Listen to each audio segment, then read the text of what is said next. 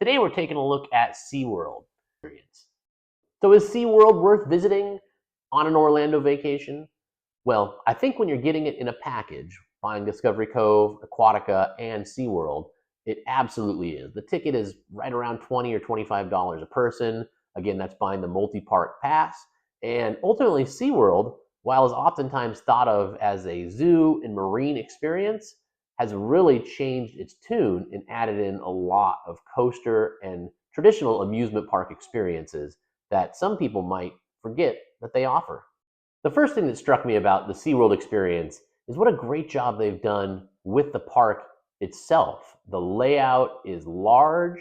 It doesn't feel like a Six Flags. It really feels almost more like a port or a harbor, and it's got a lot of fun going on in it. You'll see the massive coasters as you approach, and of course, you'll see lots of marine wildlife.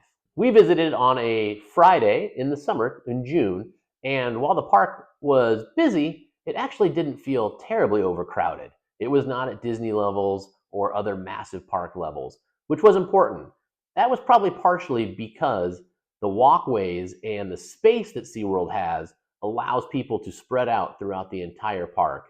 And they've done a great job of having roller coasters and attractions in different areas, which helps to spread the people out. SeaWorld, as some of us may remember, that grew up in the 80s and 90s, used to be focused on Shamu and the Shamu experience. Well, they have really moved away from that, as many of us know. Do they have orcas? Absolutely. Do they have dolphin shows? Absolutely. But, as I mentioned before, they've really started to make themselves well known for their roller coasters. Coasters such as Mako and Kraken are high speed, high quality, and really some of the funnest roller coasters I've ever been on. My oldest son's favorite coaster was Mako, which is a high speed simulation of a shark coaster. My favorite is Manta, which is still high speed but not quite as intense as Mako, and it's supposed to simulate a ray. And my youngest son, his favorite was Penguin Trek, which is one of SeaWorld's newer coasters and is a lot of fun. It's important to remember that not all the rides are accessible by younger kids. So there are rides that are 48 inches, 36 inches, and 54 inches. My youngest 8-year-old son, sadly, was not able to go on any of the 54-inch height requirement rides, which was 5 or 6 different coasters, and he was visibly disappointed in it. After Penguin Trek, he wanted to do them all. So take that into consideration. Check your kid's height before going in and set expectations if they're not going to be able to ride the coasters they're hoping to ride. Because of SeaWorld's massive space layout, they've got a lot of different features. They've got the animal attractions. There's still the killer whale show. There is still the walrus and otter show. They've got a penguin area. But they also have different rides. They've got Infinity Falls, which is a raft ride, which has actually always been down every time I've ever been there. But it looks like a lot of fun. And their newest ride, which is Odyssey Fire and Ice, and we did get a chance to ride that. It's similar to California or Disney World's Soarin', and is enjoyable, but if you had to wait a couple hours for it, I certainly wouldn't. And of course, there's plenty of places to eat. Now, SeaWorld food is better than Aquatica, not as good as Discovery Cove, and really kind of falls right into that theme park type of quality. I would put it in there with any other Six Flags park you may have been to. Not as good as Disney, but better than Aquatica. One of the things I like about SeaWorld is its variants. They've got Sesame Street Land for the younger kids. My 8-year-old and 10-year-old had a little bit of fun there. They've got the animal attractions, so if you're needing a break from coasters, or if you're like my wife and don't really like coasters, there's a lot of cool animal exhibits to see.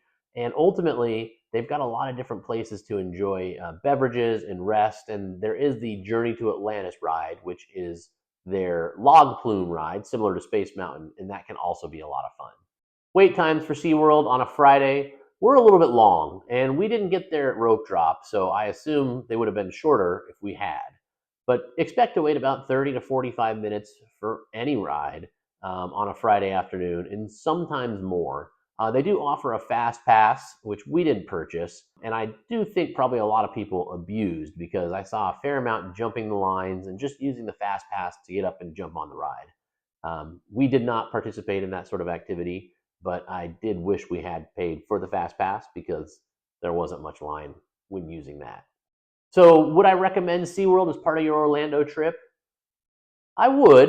Does it take the place of Disney? Does it take the place of Universal? No. As far as an amusement park goes, I give it a solid B. And that being said, on this type of trip where we had done Aquatica and we had done Discovery Cove, SeaWorld gave us a nice addition to feel like that traditional theme park, that with the coasters and the experiences and the thrills that we didn't get because we didn't do Disney or Universal.